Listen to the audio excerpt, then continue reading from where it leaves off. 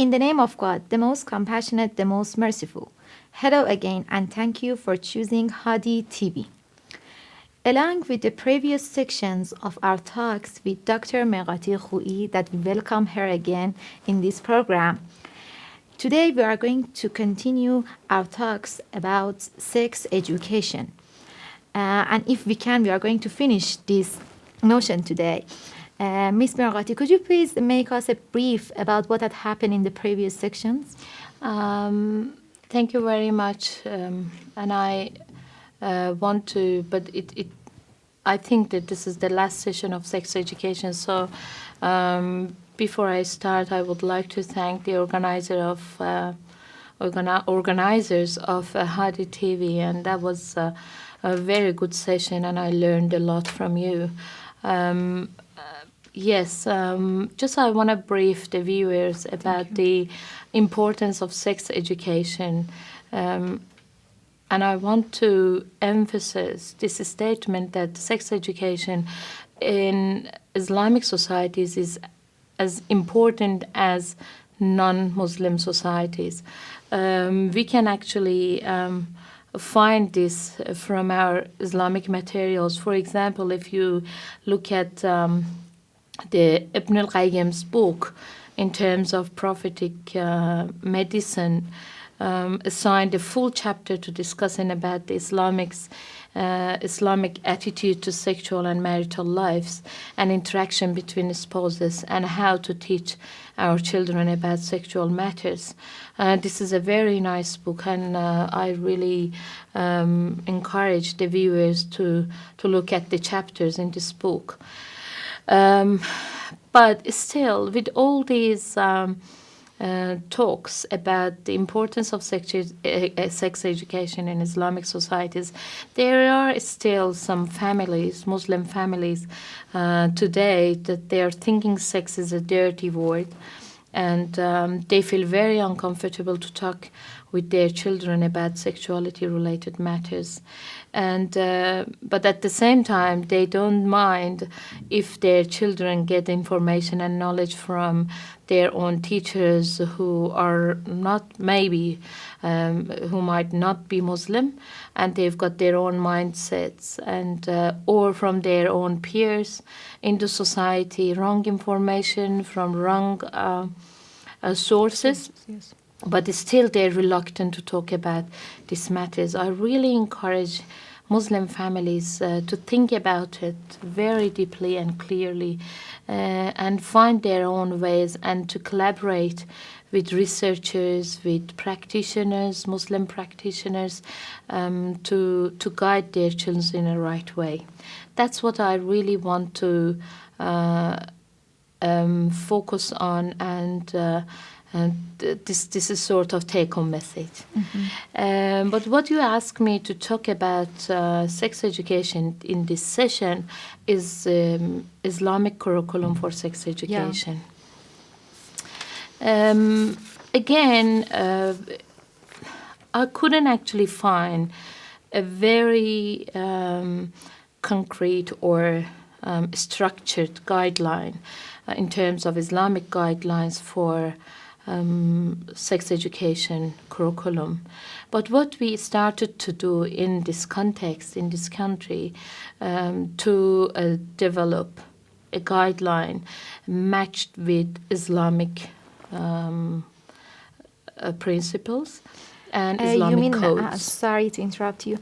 You mean that you use another curriculum in order to make it fit to the Islamic principles, or no, you are going to find any conflicts? We already discussed about it. I couldn't really, in basic statements about and the principles. curriculum. We discussed that there are no. There is no specific guidelines. We can call it Islamic guidelines for sex education. You can find the sayings, talks here and there about how we should create our own guidelines for sex education, but there is no specific practical guidelines as what WHO reported. So that's our job. I think main responsibility to start to bring into and to review the existed guidelines, practical guidelines, which published by different countries, in specifically in Western countries. We have to search on them, work on them, and bring them into the Islamic framework. If we do not have a very clear guidelines. And I think it's our job. But we started in Iran, we started to do this, and it's very successful in terms of developing a good guideline matched with Islamic principles. But what I actually started to search and learn from the published very standard published practical guidelines in sex education or comprehensive sex education reported by World Health Organization, UNFPA, and so on. I found very good topics in these guidelines. And then I started to search in Islamic materials, original materials actually, to match these topics with Islamic codes, and then started to rewrite it again, bring in to Islamic framework. Yeah, that's right. I would like to mention the main topics like sexual growth and development. I remember I talked about the different levels of children and which levels we need to teach them about sex education. But not exclusively, you just mentioned the age and, for example, love to parents. Maybe it's good to say in bracket that we are not going to teach our Muslim children about sexual actions. We are going to give them information about their own bodies and their own sexualities. Could you please explain about the age range of this explanation? According to WHO guideline, there is 4 levels mainly. It's a 3 to 5, and I think 5 to 8, 5 to 6 to 12, and 12 to 15, 15 to 18. Obviously, we are not going to teach our little kids 3 to 5 what we are teaching to our adolescents from 15 to 18. That's what I mean by comprehensive sexual education. But the curriculum of sex education should emphasize the Islamic aspects also. So it should include sexual growth and development. But you know that when we are talking about sexual growth and development, we are talking the time of puberty, physical changes during puberty, and needs of family life. I found very inspiring in one of the guidelines. They're talking about needs for family life and linking this family life to relationship life behaviors. Having applied the relationship concepts at the appropriate age, the learner will be able to. This is what I'm saying. It's from that practical guideline in WHO. There is 5 nice foundation for this sort of education. It's express love and intimacy in appropriate ways. That's exactly we mentioned clearly in Quran and Hadith also. About love and intimacy. Yes. About love and intimacy, and how we have to be able to express this love and bring it into our relationships. Yeah, that is. Of course, this is a basic philosophy and basic statements. When we are going to teach our children, we have to be careful what sort of education we are giving to 3 to 5, 5 to 12, and so on. So we are not teaching them unique statements. And develop and maintain meaningful relationships. Avoid exploitative or manipulative relationships. If you look at Islamic materials, you can find that all over place God or Prophet, peace be upon him, encouraging the followers to be careful about themselves. Never ever harm themselves with lack of knowledge. When I was in a training workshop, I was trained. I was teacher in that training workshop for medical practitioners, and I mentioned this nice statement that Islam is harm reduction. Islam equal to harm reduction, because we can learn from Islamic materials how to protect ourselves. But how can we protect ourselves when we don't know about the harm? No knowledge. So for our children, it's very, very vital and essential to know about their own bodies and to know about the harmful relationships or harmful harmful relationships coming from adults.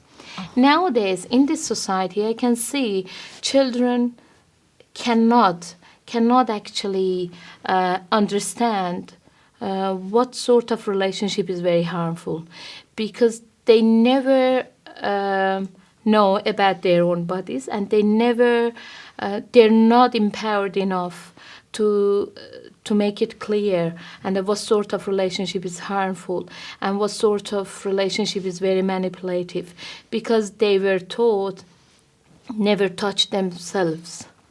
And but there is no explanation why they shouldn't touch themselves. And when the adult, for example, an adult, come to a child and manipulate him or her, and she doesn't know what's happening, maybe for her or his whole life, entire life, and she or he doesn't understand what happened that day, but the trauma, and it's very harmful, and trauma is still there. And I'm not sure that you understood what I'm trying to say, is that as long as we keep our children behind of this sort of awareness, they cannot actually separate harmful relationships with normal relationships. Intimacy with very harmful relationships. They cannot distinguish between this. Exactly, they cannot, because they don't have this sort of power. Yeah. That's, first of all, that's the parents' job, to teach them to learn. Even in the society, from my clients, I can say the children were never taught about even parental relationship and bodily communication with their parents. And we can see the most of the cases, they're abused, their children, because the children have no idea what the father is doing with him or her. So we have to be careful. And we've got very good Islamic guideline for this sort of relationships. And the fourth one is make informed choices about family options and relationships. Again, if we don't know anything about our own right, our own sexual rights, how can we choose good options? So this is, again, I think is a good philosophy to put behind our curriculum and exhibit the skills that enhance personal relationships. I found this very good as a fundamental of our curriculum, bringing Islamic aspects through this curriculum. The second topic in curriculum, which I mentioned, and in our project, we are going to mention it very clearly, is sexual behavior, life behaviors. Again, extracted from that practical guideline. Those you mentioned before, those are not in conflict with the Islamic perspective. You say that those are all along with the Islamic perspective. Yes, I found this very compatible and in line with Islamic materials. No confliction. From my point of view, actually, I'm giving chance to other Muslim researchers to search more and to talk more. We need to search more. That's true. Having applied the sexual behavior sub-concepts at the appropriate age, again, the learner will be able to, again, this is a very fundamental, basic philosophy, and then we will bring it into different levels. Enjoy and express one's sexuality throughout life.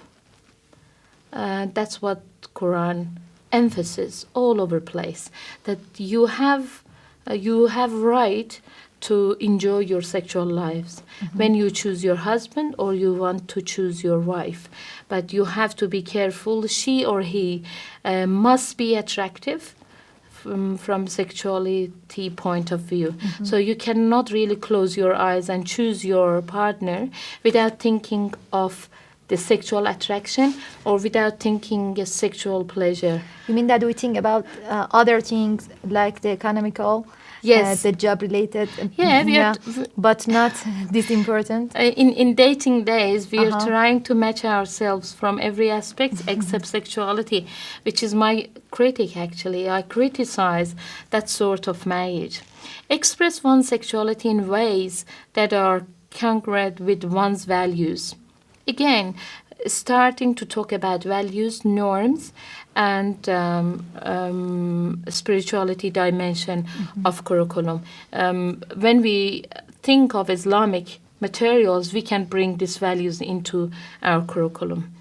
Enjoy sexual feelings without necessarily acting on them. That's exactly what Islam says. That we don't have to experience sexual action before marriage. Yeah. Action is just one part of our sexual is. lives. So we have solution, we have a right way to experience our sexual feelings, our sexuality before doing any sexual behavior in terms of action. Because from my point of view, action is just little part of our sexual lives. We can easily talk with our potential partner, as I mentioned in previous session, Yeah. I believe, about attraction, about sexuality matters, about pleasure, and I'm sure, and I cannot actually give you exact reference, but in one of the hadiths, I will actually answer the question if viewers had a question about reference, but the Prophet emphasis on remembering your potential partner or whoever is dating you about the pleasure of sexual life. Are you attractive to me? Am I attractive to you? And without any shyness or any problem. So the last one is discriminate between life-enhancing sexual behaviors and those that are harmful to self and or others. As I mentioned, Islam also stresses on relationships and sort of behaviors that harming you. But you need to be careful, never ever harm yourself with that sort of relationships. If premarital sexual action is harmful to our society, to our girls, because they're losing their virginity and so on, all matters behind. So we can teach them based on Islamic materials, never do this, but we are not actually stopping them to talk about their own sexuality and their own sexual bodies with people, with experts, and with their potential husbands, maybe.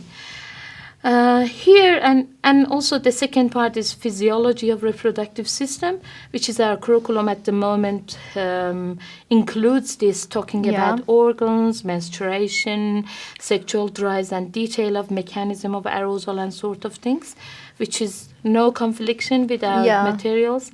Conception and development of fetus and birth, sexuality, transmitted disease, which is very important. We have to be careful, and at the moment we are bringing this topic into our sex education curriculum because it's very important. As you know, WHO reported that every 5 minutes, one young person is contacted with HIV virus. Wow. That means 7,500 per 24 hours. It's a very big number. So we have to bring this issue into our curriculum with signing actually Islamic aspects.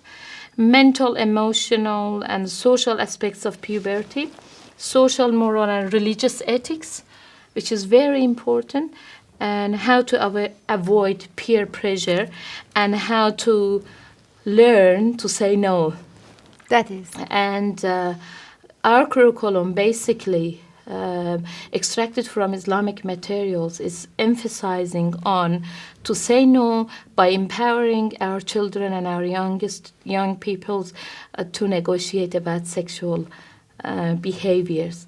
And I'm very happy to bring this curriculum into Islamic society. Hopefully it's going to be helpful. And we hope so, Dr. Marati Khoui, and thank you very much for your participation in these programs, and we hope to meet you in other programs which will be followed. Yeah, I will be more than happy to answer the viewers' questions. Thank you very much. And consult them about how to develop their own national curriculum. Thank you very much. And our viewers can watch our email address on their screen, and please write to us and we are going to answer your questions. Thank you, and thank you very much for your tolerance.